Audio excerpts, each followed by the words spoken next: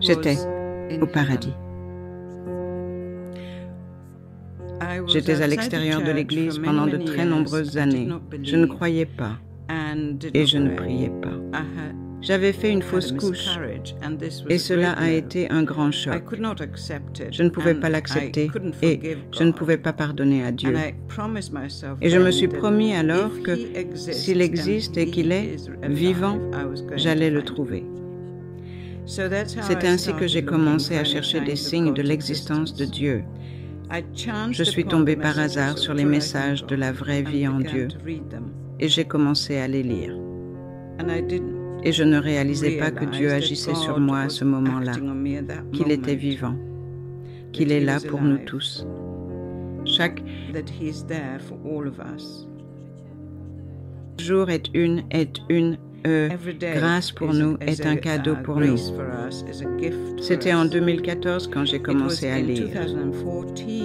Et j'ai obtenu tous les messages depuis Internet.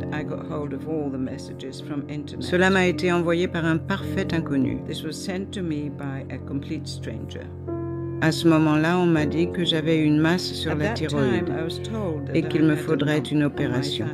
À ce moment-là, j'ai commencé à aller à l'église et à participer au sacrement, mais je n'avais pas encore une relation étroite avec Dieu.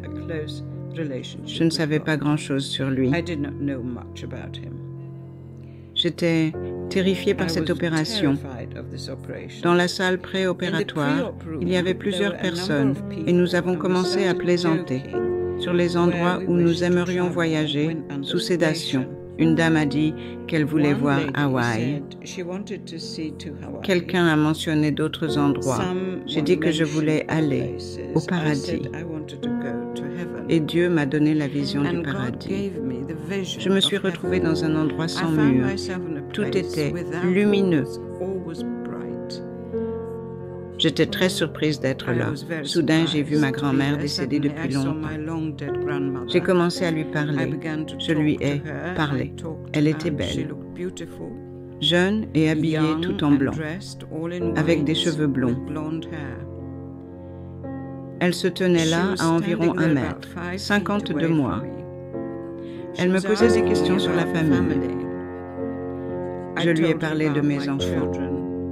Je me sentais merveilleusement bien d'être là et de parler avec elle de cette manière. J'ai remarqué qu'il y avait une autre personne près d'elle.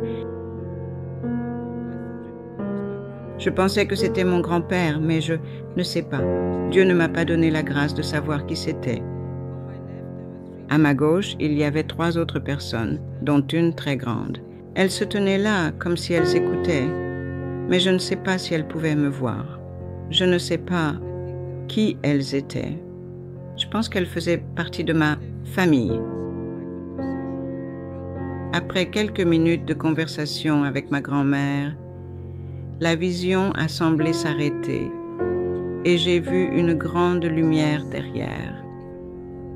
Ma grand-mère, comme si c'était le soleil, mais encore plus intense. Les rayons m'illuminaient. Dieu est si stupéfiant, si immense, et nous ne nous en rendons pas compte, ni de son grand amour, non plus.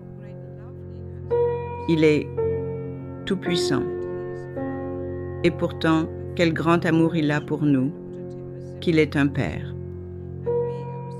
Avant ma conversion, je le voyais comme s'il était juste comme moi. Je le menaçais. Je lui disais que je le trouverais. Et comment pouvait-il permettre que cette fausse couche se produise?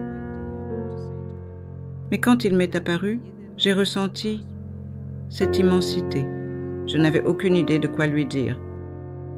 Et lui, le Seigneur Dieu, m'a demandé comment je menais ma vie. Et soudain, j'étais confrontée à la vérité sur ma vie, sur moi.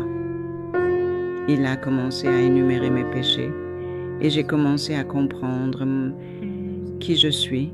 Il n'y avait pas une once de fausseté dans cela. J'étais face à la vérité et il n'y avait rien que je puisse citer pour ma défense. Cette lumière me traversait complètement C'était tellement énorme. Je me couvrais le visage avec mes mains car la lumière m'aveuglait. Je savais aussi que je ne pouvais pas fuir la vérité, ou qui je suis, la vérité. Dieu me disait simplement la vérité perçante, qui je suis, et ce que mon âme a gagné de toutes ces années sur terre.